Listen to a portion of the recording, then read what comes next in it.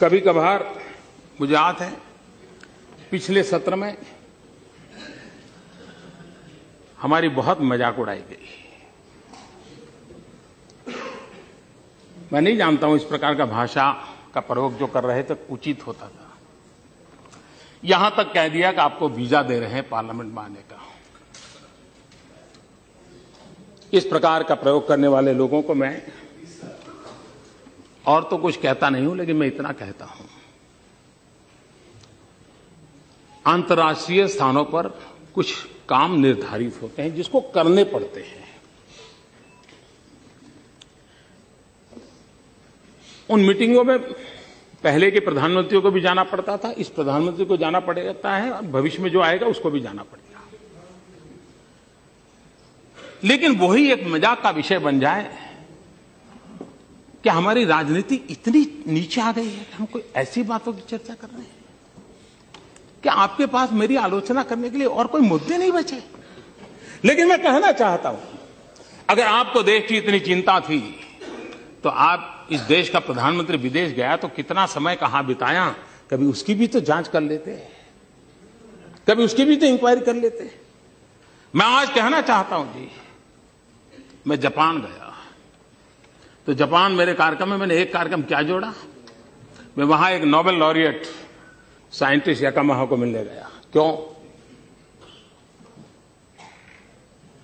Photo निकलवाने के लिए।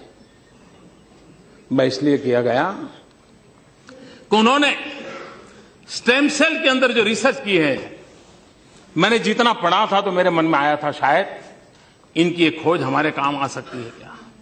क्योंकि मैं जानता हूं मेरे देश के आदिवासी, उन आदिवासियों को परंपरागत रूप से सिकल सेल की भयंकर बीमारी से जूझना पड़ रहा है, और सिकल सेल की बीमारी कैंसर से भी भयंकर होती है। जिन्होंने सिकल सेल की बीमारी वालों के विषय में पूछा है तो पता चलेगा ये कितनी पीड़ादायक होती है, और पीढ़ी दर पीढ़ी चलती है। अभी तक उसकी कोई दवाई नहीं मिली है। एक आशा लगी है कि स्टेम सेल के द्वारा सिकल सेल की बीमारी से मुक्ति हो जाए। हम गए तो वहां गए, उनसे चर्चा की, और बेंगलोर के हमारे साइंस इंस्टीट्यूट के साथ आज उस दिशा में हमारा काम हो रहा है कि स्टेम सेल्स के द्वारा हमारे युवा साइंटिस्ट कुछ खोज करें। मेरे आदिवासी भाइयों को पीढ़ी दर पीढ़ी जो परेशानियों से जिंदगी गुजारनी पड़ती है, उससे वो बाहर आ रहे हैं। हम ऑस्ट्रेलिया गए, G20 समिट में गए। हम कहां गए? मैं उस किसानों के साइंटिस्ट, एग्रीकल्चर साइंटिस्टों को मिलने गया, उनके लैब में गया जिन्होंने प्रति हेक्टर ज्यादा चना उगाने का और सबसे खराब धरती पर चना उगाने का सफल प्रयोग किया था, रिसर्च किया था। कहीं पढ़ा था मैंने, मेरे मन में पढ़ा था, मैं उनके पास गया।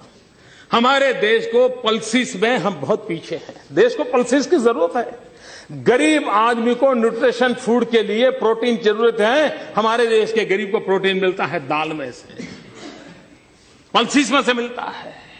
अगर हम हमारा किसान अच्छी मात्रा में पल्सिस पैदा कर सकता है, अगर प्रति हेक्टर ज्यादा पल्सिस पैदा कर सकता है, तो उसको भी अच्छी आय मिलेगी और हमारे गरीब का भी भला होगा। और इसलिए मैं उन साइंटिस्ट को पास जाकर के घंटे बिताए समझने के लिए कि बताइए मेरे देश के किसानों को ज्यादा पल्सिस पैदा करने के लिए क्या रास्ता हो सकता है, ज्यादा चना पैदा करने के लिए क्या रास्ता हो सकता है, अरहर पैदा करने के लिए क्या रास्ता हो सकता है, उसके लिए मैंने समय बिताया। मैं एक और साइंटिस्ट के पास गया, इस बात के लिए गया मिलने के लिए कि उन्होंने केले में कुछ नई खोज की थी। मैं समझना चाहता, मुझे पूरा पता नहीं था, तो मैं ऐसे ही चला गया उनके पास, उनके साथ बैठा, उनकी लैब देखी, उनके प्रयोग देखे।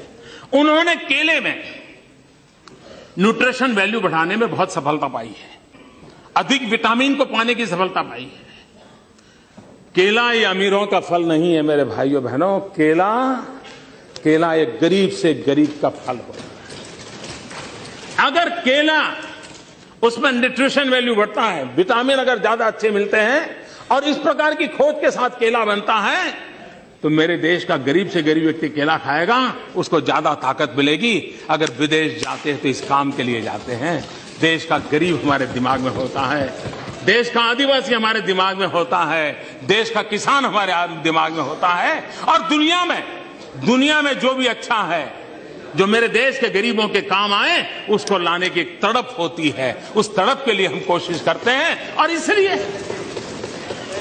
समय का सदुपयोग करते हुए हम किस प्रकार से हमारे देश को आगे ले जाएं, उसके लिए सोचते हैं, उसी को लिए करते रहते हैं, उसी पर हम करने के लिए कोशिश प्रयास करते हैं।